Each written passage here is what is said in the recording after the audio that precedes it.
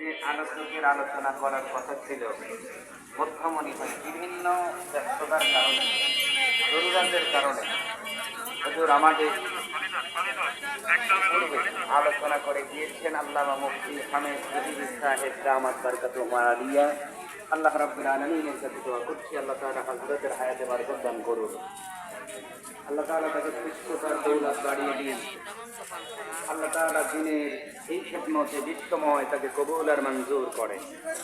আলোচনা করে ধন্য করেছেন মুফতি মফিজুল্লাহ সিরাজি ভাই, দোয়া করছি আল্লাহ বড় ভাইজানকেও কবুল আর মঞ্জুর করে। আলোচনা রেখেছেন মাওলানা সুলাইমান সিরাজি, দোয়া করছি আল্লাহ তার কণ্ঠকেও বিশ্বময় কবুল আর মঞ্জুর করে।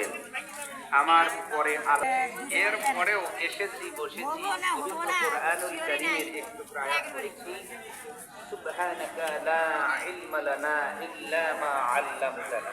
আমার রব যদি ইলম না দেয়, বলার মতো যোগ্যতা পাওয়া ক্ষমতা কোনটাই আপাতত আমার নাই। ইকরাম দিয়া কোরআন সুন্নাহর মাধ্যমে আমরা আদায় করব। বলেছেন লাভ হয়েছে দুইটা, এক নাম্বার আলিম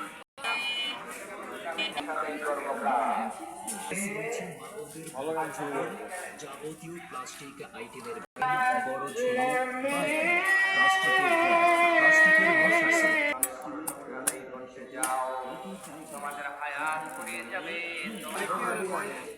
ভাই কোয়েন না